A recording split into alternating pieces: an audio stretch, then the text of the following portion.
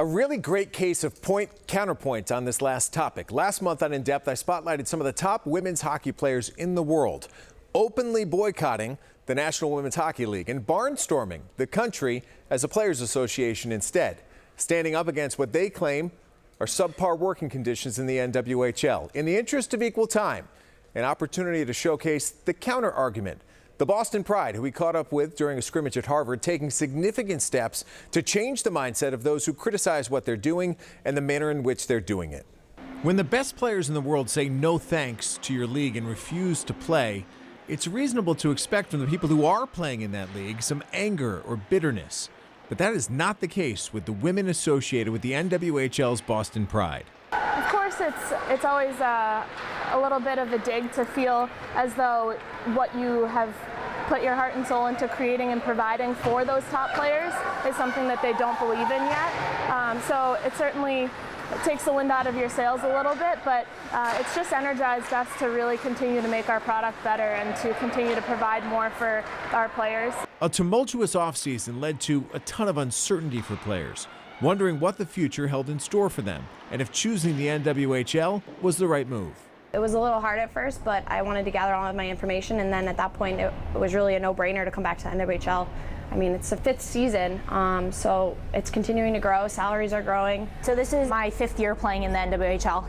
So this year I chose to play, to sign and play in Boston because there's an opportunity to continue on playing professional hockey and make money and also grow the sport. I think we're on the right track, and every season we've made steps forward. And if you ask our players on the ice right now what their experience has been like to date, I think that they'll give you some pretty positive reactions. We're newly owned this year, and our owner right now and our staff is doing everything they can to make this a great season for us, and they're bending over backwards and really trying to make sure that we have all our needs met, and so it's really exciting to have that kind of support. And what Jillian Dempsey just touched on, that is the crux of the issue. It's what we spotlighted last month on In Depth.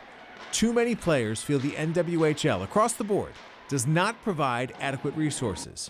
It's clear, though, from our conversations, Boston's new ownership, Cannon Capital, has committed to making those criticisms, at least locally, a thing of the past. The organization as a whole is run very professionally.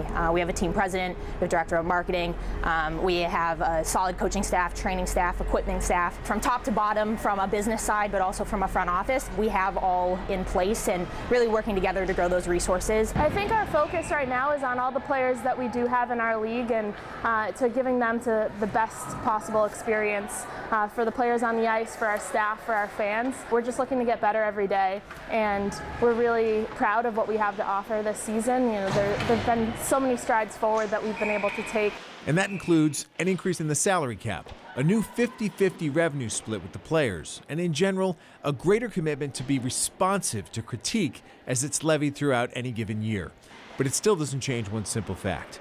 There is a divide that has to be bridged, a compromise that has to be reached, because the sport cannot succeed with two camps headed in two separate directions. Players that have been chosen to join, has kind of pushed back, I think, women's hockey a little bit, but there's different ways to grow it, and I'm happy I joined the Pride this year and decided to play. Both the PWHPA and the NWHL are just trying to grow women's hockey. I think there's two very different, distinct paths right now, and I think for me, I firmly believe in the NWHL. We have our 50-50 revenue split, which is awesome to see.